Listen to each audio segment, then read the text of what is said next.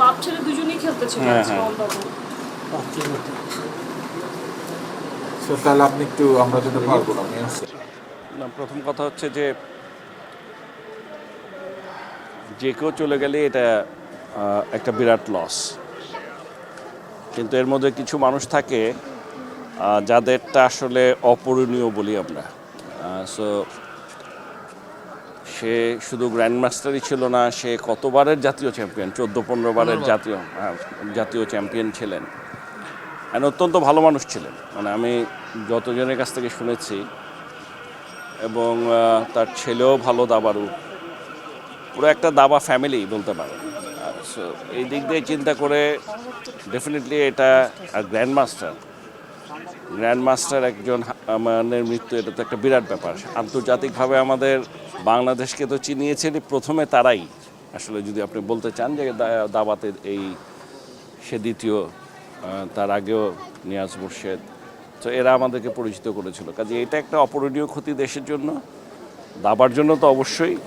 তবে আমি সবচেয়ে বেশি আশ্চর্য লেগেছে যেভাবে মারা গেছে। মানুষ অনেকভাবেই মারা যায়, কিন্তু খেলতে খেলতে এটা আসলে আমার কাছে, তাও যদি ফিজিক্যাল কন্ট্যাক্টের গেম হয় তাহলে একটা কথা, এরকম দাবার মতো খেলা খেলতে খেলতে কেউ একজন এইভাবে মারা যাওয়া, এবং মারা গিয়েছে আমি যেটা শুনেছি কোথাও মানে ডিলে হয় নাই, সাথে সাথে 10-15 মিনিটের মধ্যেই হাসপাতালে নিয়ে যাওয়া হয়েছে। মানে সব কিছু ঠিকই ছিল, কিন্তু তারপরও ওখানে নেওয়ার সাথে সাথেই নাকি বলেছে যে সে আর বেঁচে নেই। কাজে এটা একটা ম্যাসিভ হার্ট অ্যাটাক হবে বোধ হয়। আমার তো আর ডাক্তারের সাথে কথা হয় নাই, কার্ডিয়াক অ্যারেস্ট এটা হয়েছে, এবং কিছু বলার ভাষা নাই।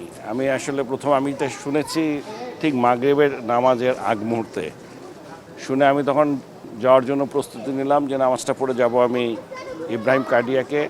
ওখানে গাড়িতে উঠে শুনি ওখানে নাই, মোহাম্মদপুরে আসছে। তো বাসাটা আসলে আমি চিনি না, সেই বাসাটার ঠিকানা নিয়ে চিনে এখন আসলাম এখানটায়।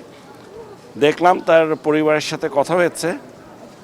এখন আপাতত তো আমাদের এই যেটা হয়ে গেছে সেটা তো আমাদের কিছু করার নেই, তার আত্মার মাগফিরাত কামনা করা ছাড়া, দোয়া করা ছাড়া। আর পরিবারকে বলেছি যে এখন অন্য কিছু চিন্তা করতে না, একটু সেটেল হলে আমরা নিজেরাই ওনাদের সাথে বসবো, কথা বলবো, দেখবো আমরা।